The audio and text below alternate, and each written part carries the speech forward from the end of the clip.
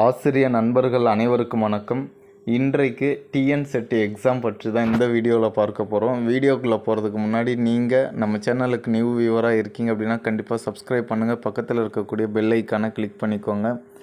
அதாவது TNSET exam யார் conduct பண்ண போகிறாங்க அப்படின்னு சொல்லி நமக்கு ஒரு தகவல் வந்தது. மனோன்மணி சுந்தரனார் அவங்க தான் கண்டக்ட் பண்ண போகிறதா இருந்தது.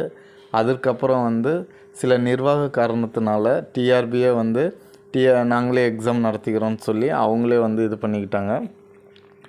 டிஆர்பி கண்ட்ரோலுக்கு வந்ததுக்கப்புறம் உடனடியாக எக்ஸாம் நடத்தப்பட்டது. நடத்தி ரிசல்ட் ஆன்சர் கீ பார்த்திங்க அப்படின்னா எந்த ஒரு எக்ஸாமுக்குமே ஆன்சர் கீ உடனடியாக ரிலீஸ் பண்ண மாட்டாங்க. ஸோ ஆனால் 2 நாட்கள்லேயே என்ன பண்ணாங்கன்னா டிஎன்செட்டுக்கான எக்ஸாம் ஆன்சர் கீயை ரிலீஸ் பண்ணாங்க.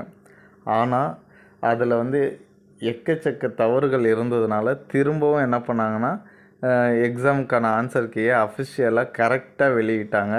ஸோ இவ்வளோ வேகமாக நம்ம டிஎன்செட் எக்ஸாமுக்கான ஆன்சர் கீயை ரிலீஸ் பண்ணி ரிசல்ட் வெளியிடலான்னு பார்த்துட்ருக்கும்போது தான் நடுவில் கேஸ் நீதிமன்றத்தில் நடந்துகிட்டு இருந்தது. அதனால் டிலே ஆகிட்டு இருந்தது.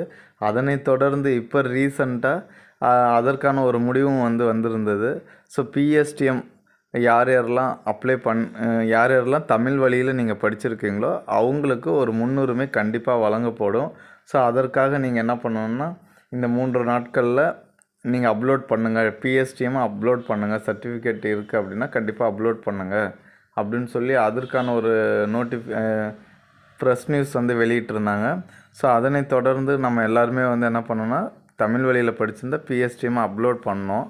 அதற்கு அடுத்தது பார்த்திங்கன்னா அதற்கு அடுத்து இப்போ 1 மாதத்துக்கிட்ட ஆயிடுச்சு. இன்னும் ரிசல்ட் வெளியிடலை. நம்ம எல்லோரும் எதிர்பார்த்துக்கிட்டே இருக்கோம் ரிசல்ட் எப்போ வெளியிடுவாங்க. ஏன்னா நம்ம அடுத்த ஸ்டெப்பு போகணும். அதற்கு அடுத்தது வருடத்திற்கு 2 முறை டிஎன்செட் எக்ஸாம் நடக்கும் அப்படின்னு சொல்லியிருக்காங்க.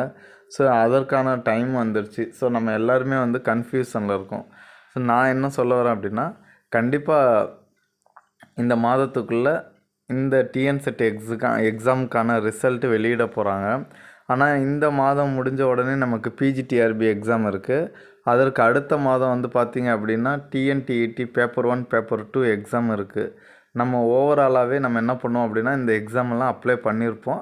இந்த எக்ஸாமுக்கு ப்ரிப்ரேஷனை ஸ்டார்ட் பண்ணியிருப்போம். ஸோ இந்த ஸ்டார்ட் பண்ணது இல்லாமல் நம்ம இதுலேயும் என்ன பண்ணுவோன்னா கன்ஃபியூஷனாகவே இருப்போம்.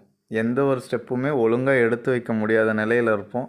நான் என்ன சொல்கிறேன்னா டிஎன்செட் எக்ஸாம் ரிசல்ட்டை அவங்க கண்டிப்பாக வெளியிட தான் போகிறாங்க. ஸோ அதை விட்டுட்டு நம்ம எக்ஸாமுக்கு அப்ளை பண்ணியிருக்கோம்ல அதை முழு முயற்சியோடு நீங்கள் என்ன பண்ணுங்கள், படிக்க ஆரம்பிங்க. கண்டிப்பாக வெற்றி உங்களோடது தான். ஓகேங்களா? உங்களால் வெற்றி அடைய முடியலன்னா மீதி யாராலையும் வெற்றி அடைய முடியாது. ஏன்னா அந்த தன்னம்பிக்கையோடு கண்டிப்பாக போராடுங்க. உங்களால் வெற்றி அடைய முடியும். ஓகேங்களா? All the best. கன்ஃபியூஷனாகவே இருக்காதீங்க. அது கண்டிப்பாக ரிசல்ட் வெளியிட்டுருவாங்க. நம்ம பிஜிடிஆர்பி எக்ஸாமை படிங்க. கண்டிப்பாக வெற்றி அடைவீங்க. ஓகேங்களா?